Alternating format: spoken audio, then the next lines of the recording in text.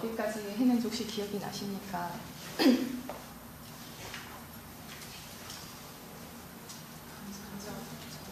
네, 감성적 정조까지 저희가 했었는데요. 감성적 정조가 뭐였나요? 감성적 정조 하면 일단 딱 떠오르시는 게 내려놓습니다. 이걸 대표하는 의미가 내려놓는. 또 이것 말고 감성적 정조란 무엇이다. 이제 나름대로 이렇게 저희 지난 시간 수업을 하면서 정리가 되신 부분이 있으면 또 말씀을 해주세요. 이완. 네? 이완. 이완하는 거. 또 감성적 정조란 무엇이다. 나의 마음을 객관적으로 보는. 나의 마음을 객관적으로 보는 거.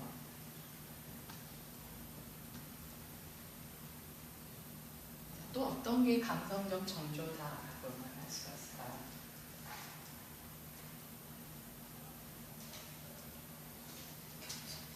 겸손함. 네.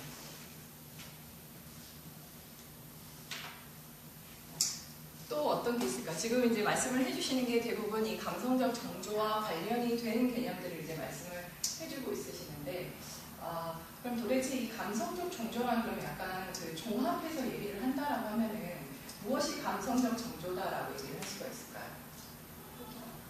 네? 박미준 선생님 목소리 조금만 더 크게 해서 점점 이제 수업을 하실수록 발언이 점점 많아지고 있어요. 포기.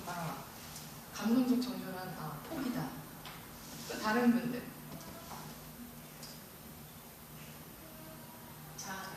자아 발전.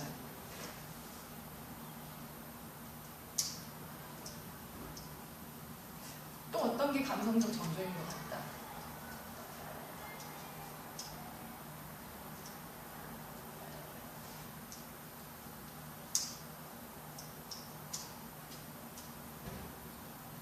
다 나왔나요? 더 이상 생각나시는 거 없으세요? 주영 선생님 왜 이렇게 하면서 얘기하시는가요? 지금 말씀하시는 게 네. 이렇게 막 생각나는 것도 많고 단어도 많고 관련된 개념들은 많은데 네. 그걸 원하는 게 아니신 것 같아서 어느 하나의 총체적인 뭘 다 이렇게 원하시는 것 같은데 네. 지금 계속 그냥 관련 개념만 계속 생각하고 여러 가지 개념 다 그렇죠. 이렇게 풍선이 빵빵 터지듯이 네. 이렇게 개념들이 이렇게 여러 가지가 생각이 나죠. 그럼 이러한 개념들이 그러면 다 어우러져서 결국은 우리가 이걸 통해서 자음성적 정조라는 게 이러한 개념들을 통해서 결국은 궁극적으로 우리가 다루고자 하는 것 이걸 통해서 뭐가 이루어지는 걸까요? 이러한 개념들을 상호 보완적으로 이렇게 연결이 되어져서 도대체 뭘 다스리기? 이제 감성적 정조가 저희가 뭐라 그랬죠? 우리 인격체라는 이 복합체를 봤을 때 감성적인 부분을 다룬다라고 해서 이제 감성적 정조라고 해서 말씀을 드렸잖아요. 그러면 이 감성적 정조를 통해서 우리가 궁극적으로 그럼 개발을 하고자 하는 게 무엇인가? 이런 것들을 다 내려놓고 포기하고 이완하고 객관적으로 보고 겸손하고 함으로써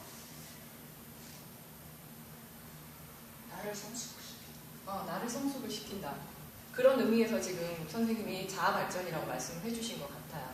그래서 대부분 복습들을 다 굉장히 열심히 해주신 것 같아서 제가 너무 한편으로 좀 뿌듯한데요. 그러면 다시 한번 우리 함께 지금 정리를 한번 해볼까요? 저희가 지난 시간부터 지금 3회, 이제 4회차 오늘 그 교육이 진행이 되고 있는데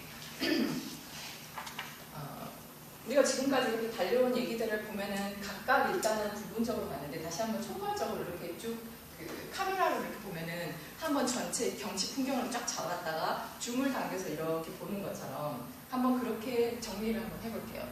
첫 번째로 우리가 본 거는 우리 인간이라는 것이 사는데 이제 인성을 개발을 한다라고 그랬잖아요. 그러면 인성을 우리가 왜 개발을 해야 되는가라고 봤을 때 처음에 우리 사람이라는 인간이라는 존재가 태어나면서 살아갈 때 이 칩다라는 우리의 그 기본적인 인격 복합체가 우리 그걸 가지고 바탕으로 이제 인간이 살아가는 삶을 받았는데 그러면 이 인격이라는 것은 인성이나 이 칩다라는 것은 기본적으로 우리가 타고난 천성 즉 이거 정적인 부분, 치타의 정적인 부분이 바로 뭐냐 그러면은 기본적으로 우리가 타고난 밑그림이에요. 밑바탕. 그 이 밑바탕을 통해서 우리가 삶을 살면서 인간으로 태어나서 삶을 살면서 어쩌죠? 그 뭐 자라나는 환경, 받는 교육, 뭐 인간의 관계 이러한 다양한 삶의 요소들에 의해서 끊임없이 이렇게 변화하는 부분들이 있습니다. 그것이 바로 우리가 말하는 동적인 부분이고 그것을 이제 우리가 바이오리듬이라는 것이 이제 생체 바이오리듬이라고 해서 매일매일 그게 바뀐다라고 우리가 알고 있잖아요. 그러면 그 바이오리듬이라는 그 변화하는 부분이라는 것에 같이 맥락을 같이 해서 이것을 우리가 치타의 동적인 바이오리듬이라고 이제 표현을 했습니다. 그런데 여기서 이제 정조라는 것은 뭐냐면 교육이라는 것을 봤을 때 정조 교육이라는 게 있더라고요. 저희가 찾아보니까 그 정조 교육이라는 게 저희가 이제 보는 그 요가 심리학에서 바라보는 인간의 우리 이제 몸과 마음 그 요가를 심신 교육이라 함께 한다라고 그러잖아요. 사이코소매틱이라고 그러잖아요. 그럼 신이라는 것은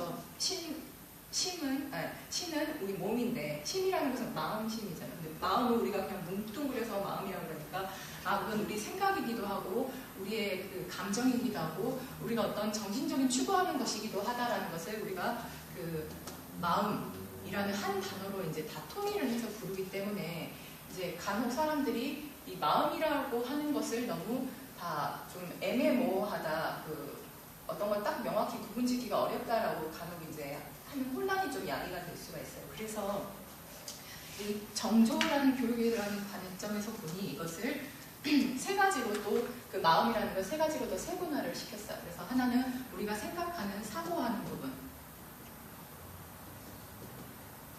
이것을 뭐 영어로 하면 멘탈이라고 하잖아요. 그리고 그다음에 우리의 그 감정하고 연결이 감성적인 부분. 감성적인 부분이 있고요. 그다음에 우리가 이제 영적인 어떤 정신적인 것 이것을 보고 세 가지로 이제 그 마음이라는 것을 분할을 시켜서 본 겁니다. 그렇게 해서 이 몸하고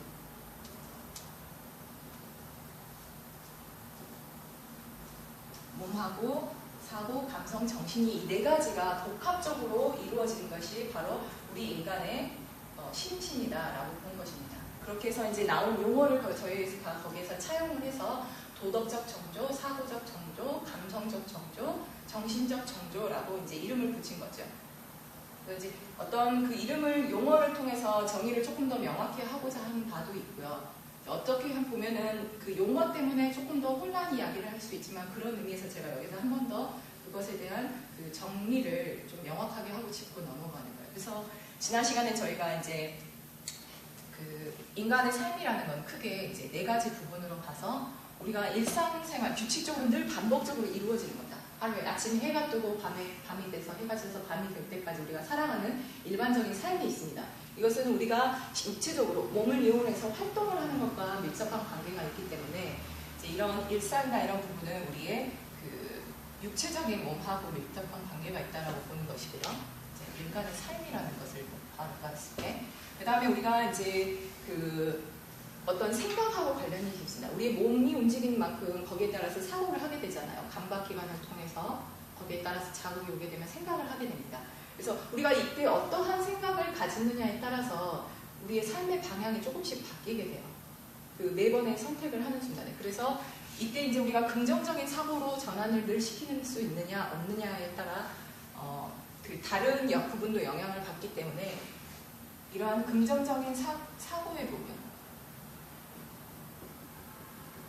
사고하는 사고적 부분의 삶이 모습이 있고, 그 다음에 우리가 먹는 것, 그 다음에 인간 관계를 맺음으로써 관계에 의해서도 우리가 어떤 감성의 영향을 가장 많이 받습니다. 그래서 이제 전체적인 그 투입되는 것들을 볼 수가 있는데요.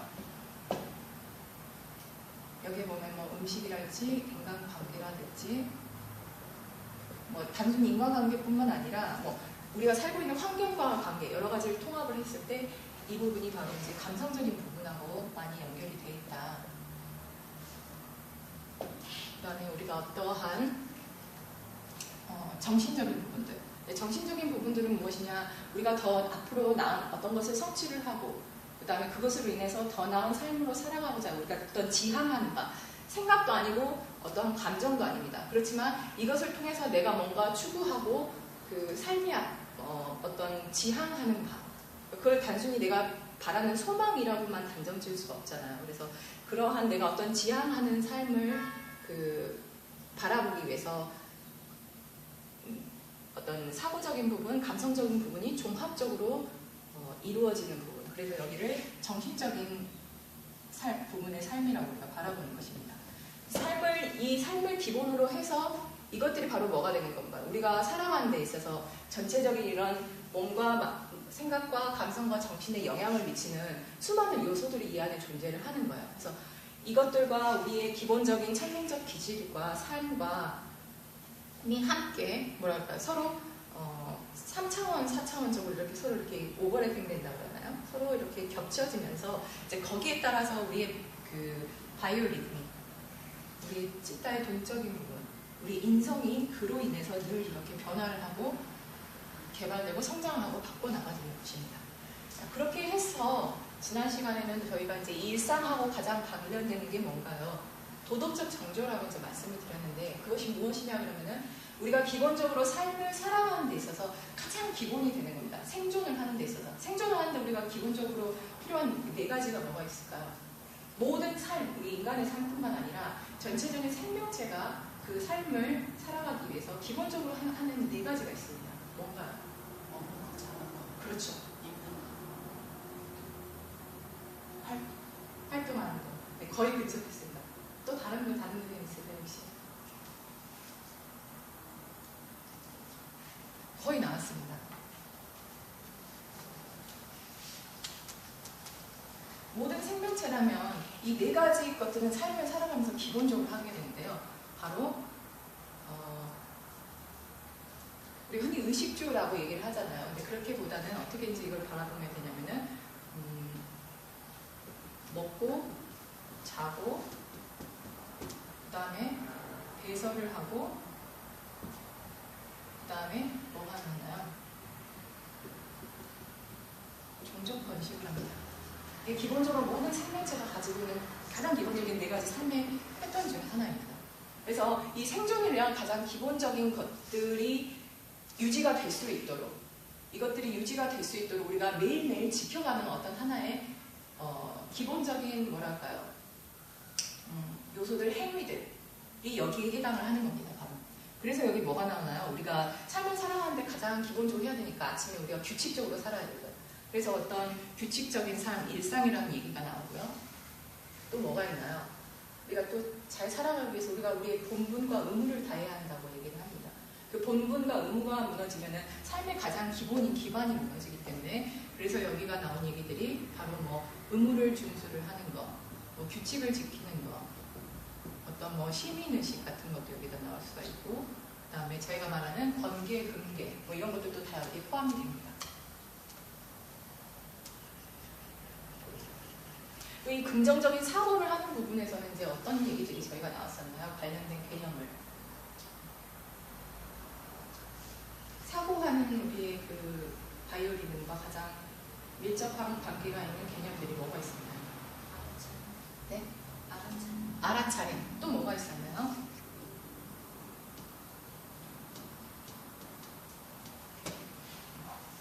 기억나는 거 없으신가요? 제가 좀 약간 종합적으로 이거를 바라보실 수 있도록 다시 한번 이런 리뷰를 하는 거거든요. 우리가 따로따로 보면은 다 맞는 바가 아닌데 이게 왜 서로 같이 상호관계가 있는지를 우리가 인지를 못하고 그냥 그 한 부분에만 집착을 하게 되면은 결국엔 이제 끝에 가서는 이게 그 도로아미타불처럼 그냥 그 수수께끼처럼 돼버려요. 이게 무슨 연관성이 있지? 이렇게. 자, 그럼 이게 알아차림 나왔습니다. 또 뭐가 나왔습니까?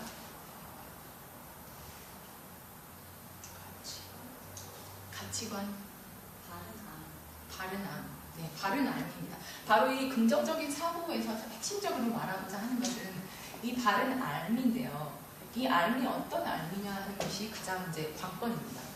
우리가 단순히 정보를 많이 우리가 수집을 해서 그냥 많은 정보를 알고 있느냐, 그냥 소유하고 있느냐. 그죠? 우리가 그냥 그 컴퓨터 뭐죠? 데스크탑 하드디스크에 열심히 정보 저장해 놓습니다. 파일 다운로드 받아가지고 여기 유익한 정보 이거 그렇게 우리가 수집해 놓은 정보인가? 그것이 그럼 여기서 말하는 알민가? 그건 아니라는 거죠. 지혜는 하고 제가 지난 시간에 말씀드렸듯이 정보가 있고요. 지식이 있고 지혜가 있습니다. 이것의 차이에 대해서 말씀을 한번 드렸는데 기억나십니까?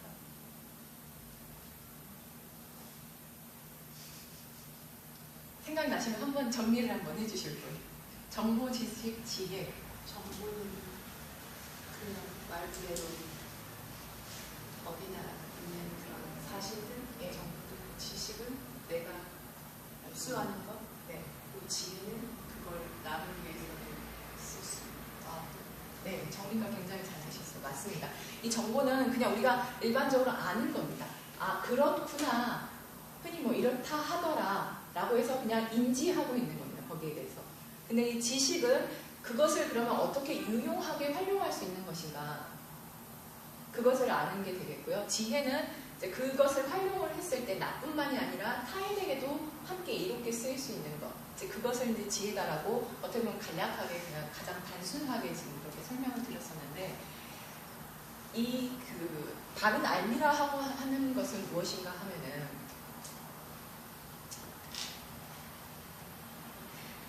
이 여기서의 알은 내가 그것을 알고 나서 반드시 만족감과 충만함과 그 다음에 그것으로 인해서 나의 어떤 마음에서 일어남이 잦아들고 고요해지는 것이 바로 여기서 말하는 바른 알매 해당이 됩니다. 이제 그렇다고 하면은 이게 왜 무엇을 아는 것인가? 이 긍정적 사고란 도대체 무엇인가? 이제 우리의 마음은 지난 시간에 말씀을 드렸던 것처럼 우리 몸하고 떨어뜨려서 생각을 할 수가 없습니다. 이제 오감 기관을 통해서 받아들이는 그 모든 자극들을 몸을 통해서 다시 한번 저희가 이제 받아들이고 사고하는 과정도 그것과 동시에 일어납니다. 그래서 어떤 것들이 다뤄진다고 얘기를 했었나요? 그때 감각의 다스림도 함께 여기서 이루어집니다. 감각을 다스리는 감각의 훈련. 그 다음에 사고의 훈련도 함께 이루어지고요. 그 다음에 일단은 몸과 마음이 함께 동시에 이루어지기 때문에 그때 필요한 게 좀 뭐가 필요했었었나요? 관련된 개념 나왔던 얘기가. 자, 우리 몸이라고 하는 것도 사지, 팔다리가 다 있고 눈도 있고 5대 감각이 있습니다. 네, 같이 하는 협력, 협동력. 그것들이 함께 동시에 서로 도와주면서 일어나는 작용인 거죠. 그래서 이때 이것과 관련된 사고와 관련된 것이 바로 협력, 협동력 이런 관련 개념이 있었고요. 또 다른 것도 이것과 동시에 제가 지금 뱉은 말에도 힌트가 있어요. 이런 것들이 그렇죠. 동시화 작업이 이루어져야 됩니다. 우리가 들숨날숨 따로, 그다음에 몸 동작 따로, 체위 따로 이런 식으로 이루어지지가 않잖아요. 그래서 이런 것들이 함께 동시에 조화를 이루면서 일어나는 것들. 이 동시화는 바로 방금 제 말 속에서 있었던 조화도 여기에 해당이 됩니다. 그리고 이런 협력이나 동시화, 조화가 이루어지기 위해서는 아까 제일 처음에 나왔던 이 알아차림이 굉장히 중요합니다. 지금 이 매 순간순간마다 이것들이 같이 동시에 잘 일어나고 있는지 안 일어나고 있는지를 알아차려야 돼요. 못 알아차리면 어떡하나요? 아, 나는 이걸 짚는다고 집어넣는데 떨어뜨리는. 우리가 이걸 어떻게 보면 우리 실수야 잠깐 내가 놓쳤어 하고 있지만 바로 그 순간에 내 생각과 내 행위와 내 모든 그 몸의 기관들이 함께 동시에 그 작업을 이뤄내지 못하는 것입니다. 그래서 그때 사고적인 부분하고 관계가 있었던 것이 바로 이 알아차림을 통한 감각의 다스림, 사고의 훈련, 협력, 조화, 동시화 이런 것들이 긍정적인 사고의 부분에서 저희가 다뤘던 개념이 되겠고요. 그래서 지난 시간에 이렇게 해서 넘어와서 어디에서 넘어왔습니까? 바로 이 감성적 정조에 대해서 저희가 지난 시간에 바라봤어요.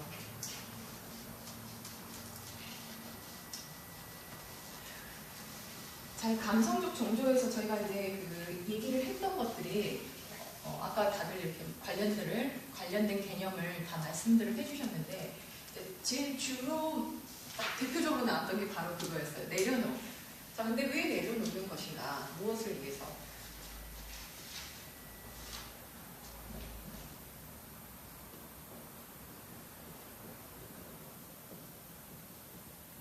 우리가 의무와 본분을 지킴으로 인해서 자연스럽게 그 바른 알을 알아가게 됩니다.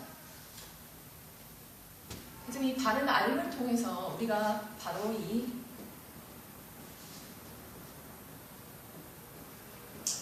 내려놓음이라는 전체적으로 총괄을 해서 이 내려놓음이라고 표현을 했는데 이 과정을 통해서 바로 무엇이 일어나느냐, 더 높은 고차원적인 것에 대한 어떠한 이해, 알아감이 생깁니다. 즉 뭔가 하면은 내가 내 자신에게만 이렇게 묶여있게 되면 어떻게 합니까? 타인을 잘 우리가 볼 수가 없게 돼요. 내 일에만 너무 매여있게 되면은 다른 사람은 어떤 삶을 사는지, 나로 인해서 타인이 어떠한 영향을 받는지를 잘 생각을 해볼 수가 없게 됩니다. 그렇지만 나로 향했던 시선을 조금 내려놓고 이것을 내가 속해 있는 그 외부의 하고의 조화된 세상으로 눈을 돌리게 되면은, 내려놓게 되면은 어떤가요? 내가 타인하고 함께 조화롭게 살아갈 수 있는 것이 무엇인가에 대해서 다시 한번 생각을 해보는 계기를 갖게 됐습니다. 즉, 이 내려놓음을 통해서 우리는 바로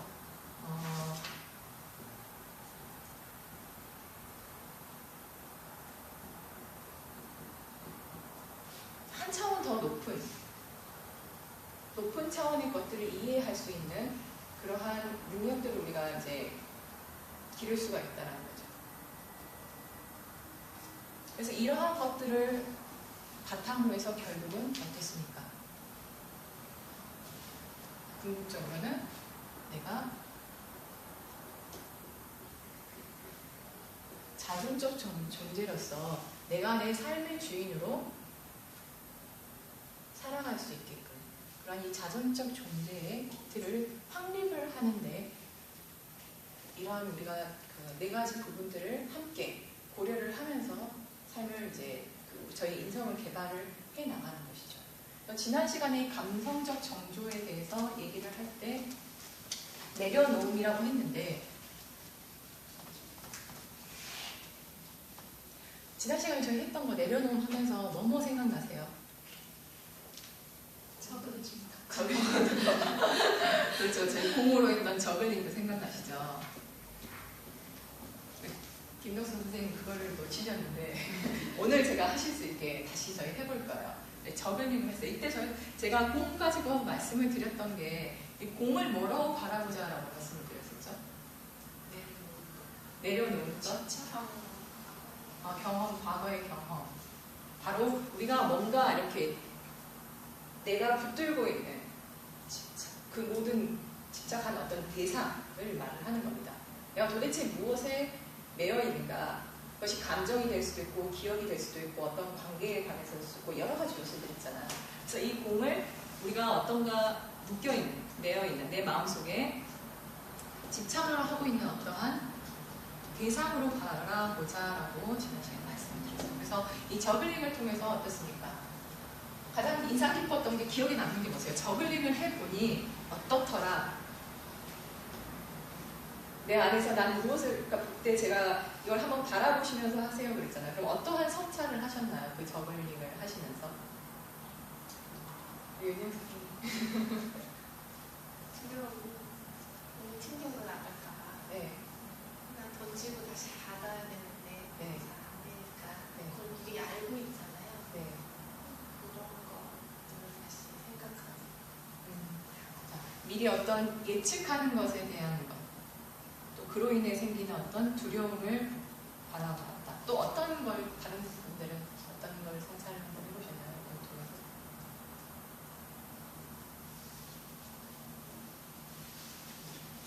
주영쌤?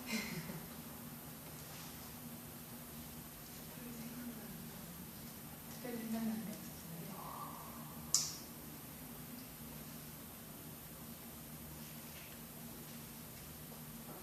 미정쌤. 저글링을 하면서 뭘 도대체 내가 뭐 어떻더라, 아니면 뭐 어떤 경험을 말씀을 하셔도 좋고, 뭐 어떤 걸 그냥 성찰을 한번 해봤다 말씀해 주셔도 좋고. 이게 공을 던지면서 기술적인 부분은 두 개의 공을 동시에 봐야 되는 자꾸 하는 믿음이 생기는데 네. 바깥으로 자꾸 튕겨져 나가는 거예요. 남한테 뭔가 이렇게 타진하는 거 아닐까. 네. 뭐 그런 생각도 저는 지금 했거든요. 네. 너무 멋지신데요. 네, 너무 잘 바라보셨어요. 왜냐면 사실 이 공 던지기를 하면서 자기 내면의 것들이 끊임없이 이제 이렇게 나오게 되거든요. 제가 이제 말씀을 드렸죠. 이건 단순히 그냥 어떠한 대상이에요. 그래서 이 대상은 무엇이냐는 이제 본인 안에 있는 것들이 이제 나오게 되는데, 사실 말씀하셨던 굉장히 제가 드리고 싶었던 말씀을 하셨어요. 우리가 공을 던질 때도 제가 지난 시간에 말씀을 드렸잖아요. 공은 던지면은 중력의 법칙에 의해서 당연히 떨어지게 돼 있습니다. 그래서 던져서 내려오는 공에 우리가 그것만을 시선을 바라보는 게 아니라 공을 던지는 그 초점을 바라보고 내 손에서 끊임없이 놓는 지시를 내리라고 말씀을 드렸잖아요. 근데 이때 공을 던질 때요, 말씀을 하신 것처럼 그냥 아무렇게나 던지면 어떤가요? 여기로도 튕기고 저기로도 튕기고. 그래서 그 공을 잡기 위해서 어떤가, 우리가 다시 그 공을 쫓아가야 되죠. 즉 내가 내 삶의 주인으로 자리를, 무게중심을 잡고 모든 것들이 내 안에서, 그 흐름 안에서 이렇게 모일 수 있도록 하는 게 아니라 내가 그것들에 질질 끌려다니는 거야. 상황에 끌려다니거나 어떠한 다른 그 요소들에 끌려다니거나 주변에 받는 영향에 끌려다니거나 끌려다니는 거야. 그래서 그 공을 이쪽으로 잘 내려올 수 있게 던지는 것, 그것도 어떻게 보면은 내가 내 감정이나 어떤 것들을, 이 대상을 잘 다루는 방법이기도 합니다. 그래서 이것들을 얼마나 내가 잘 다룰 수 있느냐 하는 그런 기술적인 문제도 반드시 우리가 생각을 해봐야 되는 요소예요. 우리가 흔히 잡고 있기 때문에 이게 나가면 우리가 기본적으로, 이거는 인간에게 존재하는 기본적인 두려움입니다. 사라지는 것에 대한 두려움. 흔히 이제 뭐 삶으로 말하면은 뭐 죽음하고도 연결을 많이 짓고요. 내게 한번 이것들이 가버리면 다시는 오지 않을 것이다라는 그런 어떤 두려움이 가장 우리 인간에게는 그 자리 잡고 있기 때문에 그래서 던지고 놓는 연습을 우리가 잘 못하는 겁니다. 그래서 만약에 놓게 되면 어떤가요? 손에 비어있으니까 다음 것이 들어올 수가 있죠. 그래서 하면서 그런 것도 보고 내가 얼마나 이거를 잘 올 수 있게끔 던지느냐, 그리고 공을 내가 이 공을만 바라보고 있는지 내 손만 바라보고 있는지도 여기서 한번 성찰해 볼 수 있는 문제예요. 공만 보고 있다라고 하면은 이 공이 어디로 가는지 약간 객관적인 거리를 둘 수가 있는데, 손만 보게 되면 이 손은 이미 나하고 하나가 되고 있는 것이라서 객관적으로 볼 수가 없어요. 이게 어디로 튕겨가는지 거리를 두지 않기 때문에 바로 이 건강한 거리가 없어서 우리가 제대로 볼 수가 없는 현상이 생기는 거죠. 즉, 이 감성적 정조에서는 가장 중요한 부분이 많아요. 뭐냐 하면은 건강한 거리를 유지하는 겁니다. 자, 우리가 건물을 세울 때 이러한 기둥을 세우고 위에 이렇게 지붕을 놓습니다. 그렇죠. 근데 이 두 기둥 사이의 거리가 적절하게 있으면은 이 위에 있는 지붕이 무너지지가 않고 튼튼하게 잘 버틸 수가 있어요. 근데 이게 너무 많이 벌어지면 어떤가요? 나중에 지붕이 이렇게 휘어지면서 무너질 수가 있습니다. 그리고 너무 이게 가깝게 붙어 있으면 어떤가요? 끝부분이 안정을 취하지 못해서 어느 한쪽으로 딱 기울 수가 있어요. 그래서 이 튼튼한 건물이 오랫동안 서 있으려면은 이 두 기둥 사이에 가장 적절한 거리를 우리가 계산하고 건물을 세우게 됩니다. 바로 이 적절한 거리가, 여기서 말하는 거리가 여기에 적용이 된다고 보시면 돼요. 우리 어떤 관계에 의해서 우리가 음식 먹는 것도 그렇고 딱 우리가 적당하다라는 것을 늘 말하잖아요. 적당하게 하는 것이 항상 중요하다고. 먹는 것도 적당하게 먹어야 되는데 그 적당한 게 도대체 무엇인가? 그걸 위해서 우리가 끊임없이 성찰을 하고 알아차리고 바라봐야 되고 객관화를 해야 되고, 이때 나왔던 이제 얘기 중에 하나가 뭐였나요? 우리가 집착을 하고 어떤 대상을 보게 되면, 즉 내려놓는다라는 말은 즉 반대적인 의미로 우리가 뭔가 집착하고 있기 때문에 이 내려놓음이라는 얘기를 했었는데, 자, 그럼 집착을 하게 되면 우리가 어떤 현상이 발생을 하나요? 우리가 뭔가에 막 집착을 하고 있어요. 집착이라는 말은 어떻게 보면은 한 곳만을 지나치게 바라보는 거죠. 다른 것을 고려를 하지 않고 뭐 하나만을, 집중하고는 다르죠. 집중하고 집착하고는 다릅니다. 집중은 거기에 대해서 몰두를 해 있지만 다른 것에 대해서도 함께 이렇게 깨어있는 상태를 의미를 하고요. 집착은 뭔가요? 이거 하나 외에는 전혀 다른 것은 보이지가 않습니다. 자, 그럼 집착을 하게 되면 우리가 흔히 나타나는, 볼 수 있는 것들이 뭔가요? 어떤 개념을 우리가 혹시 집착하는 트러블. 트러블. 어떤 트러블이에요? 자, 집착을 하게 되면 삐져나가요. 삐져나가요. 자, 삐져나가면 조금 다른 용어로 표현해보면 어떻게 표현할 수가 있을까요? 삐져나가요. 그냥 뭐 틀어지는 거? 네, 틀어지는 현상. 자, 집착을 하게 되면 우리가 또 어떤 것들이 나타나나요? 무엇을 흔히 발견을 할 수가 있습니까?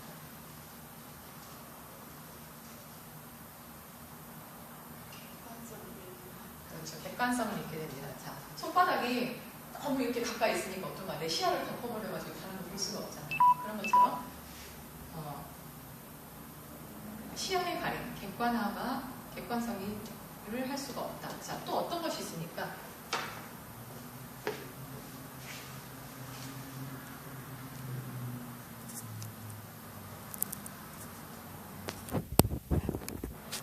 계속 말씀을 해주세요. 어떤 것들이 있나요?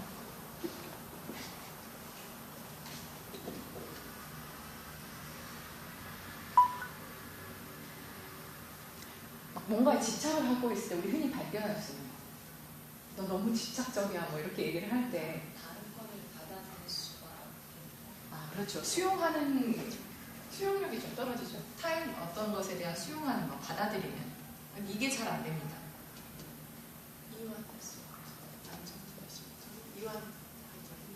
이완하기 힘들다. 조금 다른 말로 반대말로 그렇죠. 경직이 있죠. 경직이 되죠. 굉장히 경직되고 이렇게 탁 굳어 있습니다. 자, 어떤 일이 또 일어나요? 집착을 하게 돼요.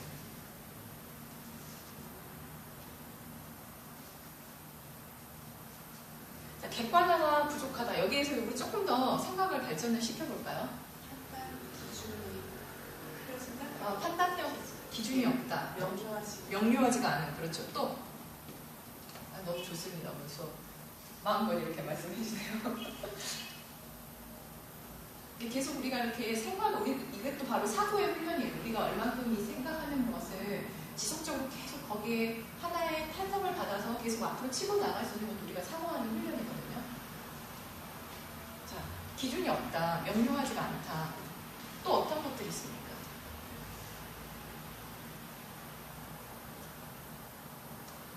여기서 나왔죠. 이런 두려움도 생깁니다.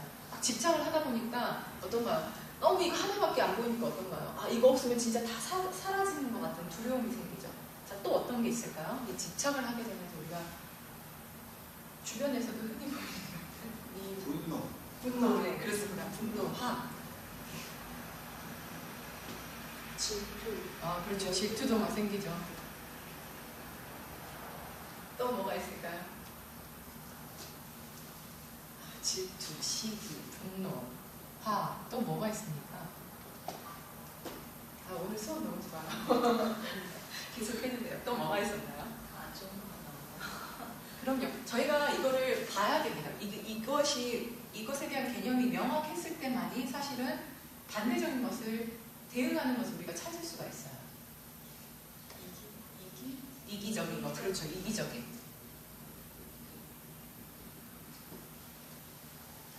이제 타인은 안 보인다. 다른 사람 안 보여. 그냥 나밖에 안 보여요. 또 어떤 게 있나? 집착을 함으로써 우리가 생기는 것. 네? 욕심. 네.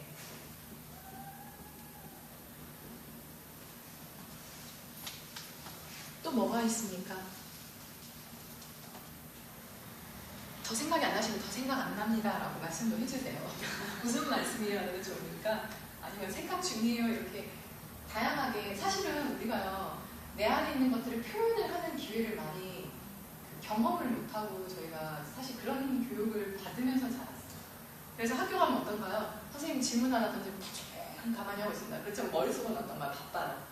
거기에 대한 생각을 해보고 나름대로 머릿속에서는 열심히 대답을 하는데 입 밖으로 이걸 꺼내놓기가 참 어려워요. 근데 저희가 그 입 밖으로 그거를 한번 이제 말을 삼가라는 것도 있지만 자기의 것들을 표현을 해내는 거는 또 그것과 좀 별개의 일이거든요. 내 것을 밖으로 표현을 해내는 것도 할 수 있는 것도 그것도 하나의 능력입니다. 내가 나를 표현을 해낼 때 내 안에 바로 이런 내여 있거나 묶여 있는 현상이 발생을 하지 않기 때문에 밖으로 꺼내놓는 작업도 굉장히 중요하거든요. 그래서 생각을 말로 다시 한번 표현을 하는 것도 어떻게 보면 이런 구체화를 하는 것, 명료화를 하는 데 가장 도움이 좀 많이 됩니다. 말로만 못하면 차라리 그래서 어떨 때는 말을 아끼고자 하면 이제 적는 방법을 권해드리는 것도 그런 이유기 때문이거든요. 취지는 뭐냐 그러면은 내 생각을 조금 더 명료화하는 작업, 뚜렷이 하는 작업, 그것을 위해서 이제 제가 지난 시간에 그 왼손으로 쓰는 것 같은 적는 작업을 이제 말씀을 드렸던 것도 그 이유이기도 해요. 또 뭐가 있을까요? 이 집착을 하게 되면 나타나는 볼 수 있는 것들, 현상들. 슬픕니다. 네. 나왔죠. 바로 그래서 뭔가요? 이 감성적 종교입니다. 우리의 모든 희노애락, 감정의 모든 것들이 이것과 굉장히 직결이 돼 있어요. 이게. 생각에는 별로 관계가 안 돼 있는데 여기에는 이 집착이라는 것은 모든 감정들이 다 튀어나오고요. 그래서 사람이 어떻게 되나요? 막 집착을 막 하게 되면 해 있다가 어느 순간 자기를 이렇게 떨어뜨려 놓고 보게 되면은 나한테 이런 모습이 있었나 하고 스스로가 놀랄 정도로 그런 내 모습을 발견을 하기도 합니다. 그만큼 가장 미묘하게 우리 인간의 그 마음 중에서 인성에 자리 잡고 있는 게 바로 이 감성이라는 부분이거든요. 또 어떤 게 있을까요? 저는 생각 안 하십니다. 네. 거의 나온 것 같습니다. 맞습니다. 바로 지금 말씀을 해주셨던 이 모든 것들이 이제 우리가 집착을 하면서 볼 수 있는 현상들이에요. 자, 그러면 틀어지는데 틀어놨네요. 굉장히 틀어진, 자, 뭔가 여기가 비틀어진 시간으로 모든 걸 바라보게 돼요. 내가 뭔가가 약간 이 감성적인 종조가 건강하게 자리를 못 잡고 있으면은 뭐든지 보이는 것마다 다 이렇게 삐뚤어지게 됩니다. 그렇죠. 그래서 막 우울증에 걸리거나 이런 사람들 같은 경우는 똑같은 얘기를 해도 어떤가요? 부정적으로 막 사고가 흘러납니다. 지난번에 뭐 해드렸던 얘기처럼 남편이 여보 당신을 위해서 꽃다발을 사왔었는데 무슨 꽃다발이야 지금 이런 거 돈으로 좀 주시는 거 이런 거라든지 아니면은 뭐 예를 들면 여보 이 달콤한 초콜릿이야 그러면 나 살찌라고 이런 거 가지고 왔지 뭐 이런 식으로 반응을 하는 게 이제 어떻게 보면은 약간의 내 마음이 뭔가가 한 군데에 불편하고 편하지가 않기 때문에 이 감성적인 정도가 약간은 지금 굉장히 불안한 상태예요. 그래서 받아들이는 시각이나 관점 자체가 그렇게 약간 비뚤어진 시각으로 바라보게 된다는 거죠. 자, 그럼 이런 경직돼 있어요. 자, 경직돼 있으니까 우리 어떻게 그래서 대처하는 방법으로 이 감성적 종조를 개발을 하기 위해서 우리가 여기 뭐가 들어가잖아요? 이완하기가 들어갔습니다. 그 다음에 수용하고 받아들이는 연습을 하기도 저희 들어있었죠. 그 다음에 객관화하는 연습을 보는 겁니다. 우리가 관계에서 가장 흔히 우리가 발생을 하고 있는 게 이 관계하고 관계 사이에서 우리가 동일시하는 그 과정을 좀 많이 겪게 돼요. 하다못해 드라마를 보더라도 드라마 주인공이 완전 몰입이 돼서 내가 그 드라마 주인공이 이미 돼 있습니다. 그래서 어떤가요? 막 바라보면서 주인공이 막 일을 당하면 분노를 막 하면서 아니 어떻게 저렇게 할 수가 있어 그러면서 정말 마치 자기 일이냐 반응을 하게 되죠. 그게 어떻게 보면 객관화가 잘 되어 있지 않으면은 이런 동일시하는 현상이 나타납니다. 그럼 동일시하게 되면 어떤가요? 이 상대하고 나하고 상대가 가지고 있는 요소와 내가 가지고 있는 요소를 즉 같다라고 생각을 합니다. 같다라는 게 여기서 조금 좀 정리를 해서 말씀을 드리자고 하려면 우리가 관계를 맺은 데 의해서는 상대방은 사실 자기를 비춰주는 거울과 같은 거예요. 나는 그 사람을 통해서 내 모습을 발견하는 것 뿐입니다. 근데 내 모습을 발견을 하는데 내 안에는 수많은 요소가 있잖아요. 내가 좋아하는 내 모습이 될 수도 있고 내가 싫어하는 모습이 될 수도 있어요. 그래서 내가 만약 누군가에게서 내가 싫어하는 모습을 발견을 하게 되면 어떤가요? 그 사람이 뭐 어떻게 별 다른 걸 하지 않았는데도 괜히 싫습니다. 마음에 안 들어요. 저 왜 저래? 왜 저렇게 하지? 그래서 어떻게 보면 그 미묘한 밑바닥에는 내가 싫어하는 상대방의, 내가 싫어하는 내 모습을 그 상대를 통해서 발견을 한 것 뿐입니다. 그리고 내가 좋아하는 어떤 사람이 유독 좋다 그러면은 여기하고 조금 관련된 것이 질투와 시기. 우리가 뭘 보고 질투하고 시기를 하죠? 일단 처음에 딱 받는 느낌은 뭡니까? 뭔가 되게 좋고 괜찮고 예쁘고 내가 없는 거. 그러니까 그게 아름답다라는 생각을 할 때 우리가 일단 처음에는 하는데 그때 판단이 작용합니다. 이건 나한테 없는 요소야. 예를 들면 나한테 저런 부분이 없어. 나도 저런 걸 한번 있었으면 좋겠어라는 만약에 그때 사고가 개입을 하게 되면은 거기에서 이제 호불호가 갈리게 됩니다. 긍정적으로 발전을 하면은 저 사람도 너무 저런 모습이 좋구나. 그래서 함께 있으면서 나도 함께 그런 기분을 느껴보고 싶다라고 할 수도 있고요. 그게 반대적으로 가면 어떡합니까? 왜 저래? 그러면서 질투와 시기, 불타는 질투와 시기를 하게 되죠. 자, 그래서 이때 필요한 게 바로 내 상대방을 나하고 좀 객관화시켜서 볼 수가 있는 거예요. 이 동일화시하는 작업을, 이 객관화 작업을 통해서 우리가 좀 분별을 하는 거죠. 특히 이제 이게 대상이라는 사람이 될 수도 있고요. 상황이 될 수도 있어요. 내가 처한 상황은 만약에 굉장히 어쩌면 어렵고 굉장히 뭐 이렇게 힘들고 이런 상황일 수는 있어요. 그렇지만 그렇다고 해서 내 자신 자체가 굉장히 그로 인해서 뭔가 더 나빠진다든가 내가 다른 사람이 된다든가 하는 건 아닌데 우리가 흔히 잘 하는 게 바로 이 상황하고 나하고를 또 분별을 잘 못해요. 분리를 하는 작업을 우리가 사실 조금 잘 안 돼요. 삶에서. 워낙 복합적으로 연결이 되어 있기 때문에. 그래서 주변 어떻습니까? 주변에서 이제 어떤 사람들이 그 상황이 조금 안 좋아졌어요. 예를 들면 회사를 다니는데 회사가 경영이 어려워졌다. 그래서 올해 뭐 수익도 없고 뭐 한다 그러면은 괜히 나도 덩달아서 이렇게 어떻습니까? 기분이 좀 처지고 다운이 되고. 다른 예를 들어보자면 누가 친구가 옆에서 주변 사람이 좀 어려운 일을 당했어요. 개인적인 예를 들면 가까운 분이 돌아가거나 어떤 집안이 갑자기 힘들어져가지고 일을 따라 힘든 일이 있으면은 그 옆에서 어떤 거야? 괜히 나도 같이 기분이 덩달아서 그냥 우울해지고 기분이 안 좋아지는 현상을 우리가 흔히 자주 경험을 하게 되는데 바로 이게 뭐냐면은 상황과 나하고의 분리하는 작업을 우리가 그 순간에 빨리빨리 하는 게 중요해요. 그러니까 건강한 방향으로 전환을 시키는 거죠. 그 슬픔이나 그 감정을 동감을 하지 말아라라는 의미가 아니라 그러한데 이제 일단은 그러기 위해서는 내 자신을 조금 더 건강하고 바로 세우고 이것을 극복을 하는 방향으로 사고를 전환하고 마음을 돌리는 작업을 이때 하는 것이 필요하지 거기에 함께 빠져가지고 같이 이렇게 축 처져 있거나 아무것도 안 돼 이렇게 하는 것은 사실 이 건강한 감성적 정조를 발달을 시키는데 도움이 안 되는 부분인 거죠. 그래서 우리가 그렇게 말을 많이 하잖아요. 옆에서 이렇게 같이 그 감정에도 동조를 해주지만 이럴 때일수록 우리가 더 극복을 하고 함께 해나가는 방향으로 찾아봅시다. 이런 말을 하는 이유가 이 상황과 이 나라는 주체를 좀 분리를 시켜서 볼 필요가 있다는 겁니다. 이 분노라는 건 그러면은 왜 나타날까요? 분노.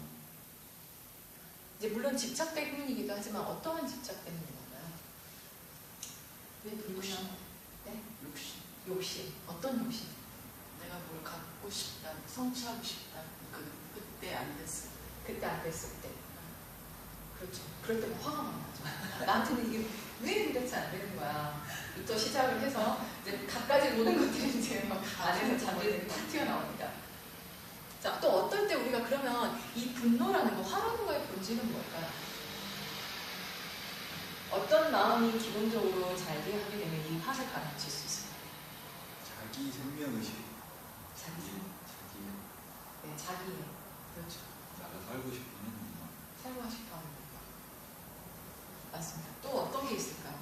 자, 그러면 분노를 가라앉히려면 우리가 수단으로 사용할 수 있는 게 뭔가요? 반대죠. 분노.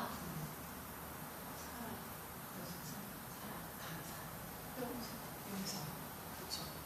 즉, 이 분노라는 것은 이것이 무언가 내가 의도하는 대로 잘 되지 않았을 때 일어나는 이제 감정인 건데요. 이제 이때 그 감정이 일어났을 때 작용한 게 아까 말씀을 하셨던 것처럼 욕심입니다. 다 이것이 다 내 것이고 싶은 내 의지대로 하고 싶어 하는 다 나를 중심으로 이루어져야 하는 그런 어떤 욕망이 있는 건데요. 자, 그래서 분노를 다스리는 것은 우리가 그래서 뭘 하고 얘기를 하냐면 사랑, 용서, 감사하는 마음입니다. 그러니까 왜 감사하는 마음이 잘 안 생기냐 하면은 이렇게 나한테 온 것을 너무 당연하게 여기는 거죠. 아, 나는 당연히 이런 걸 받아야 돼. 나한테 이것이 당연히 있어야 돼. 그러니까 왜 이것이 내게 내 옆에 존재하는 것을 사실은 우리가 놓치고 사는 때가 참 많습니다. 그래서 이 감사하는 마음이 없다라고 보니까 그래서 욕심도 생기고 있던 거예요. 그렇다 보니까 이것이 이루어지지 않는 것에 대해서 분노나 화가 일어납니다. 그래서 이것을 다스릴 수 있는 방법으로는 가장 첫 번째가 감사하는 거예요. 아, 나한테 이런 것들이 받은 것이구나. 원래부터 내가 가지고 태어난 것이 아니라 이것은 외부에서 내게 주어진 것이다. 이제 그러한 어떤 마음가짐을 통해서 감사하는 마음을 갖게 되면은 이제 이것들이 사랑이나 용서가 자연적으로 부수적으로 이제 발생이 될 수가 있습니다. 자, 그리고 여기 또 나왔었죠. 이 명료하지 못함. 이 객관화가 안 되면은 이제 뭐가 나올까요? 말씀드려서 손이 이렇게 있으니까 이 구름이 낀 것처럼 늘 흐릿해요. 그래서 우리가 우유부단하다라고 말을 하잖아요. 왜 우유부단할까? 왜 결정을 못할까? 판단의 기준이 네. 없으니까. 그것도 하나의 이유가 맞습니다. 그게 가장 어떻게 보면 정확하죠. 내가 무엇을 판단을 해야 될지, 어떠한 기준을 가지고 이것을 결정을 내려야 되는지 모르는 거예요, 잘. 그러니까 우물쭈물하다가 그냥 넘어가는 경우가 많습니다. 그게 이제 대부분의 우유부단함이라고 이렇게 표현을 하는데, 왜 기준이 없고 판단을 못 내리느냐? 내가 가지고 있는 그 생각에 대해서, 어떠한 그 바라보는 것에 대해서 명료하지가 않는 거예요. 뚜렷하지가 않으니까 이거 도대체 어떤 기준을 가지고 바라봐야 될지 모르는 거죠. 그럼 왜 명료하지가 않을까? 뭐가 왜 뚜렷하지가 않을까? 그걸 어떠한 적절한 거리를 두고 보지 않았기 때문에 무엇이 필요하고 무엇이 불필요한 것을 가려내는 작업 자체가 잘 안 되는 겁니다. 그리고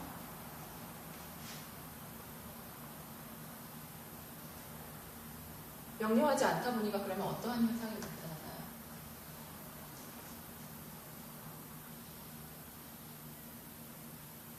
선택도 잘 안 되고,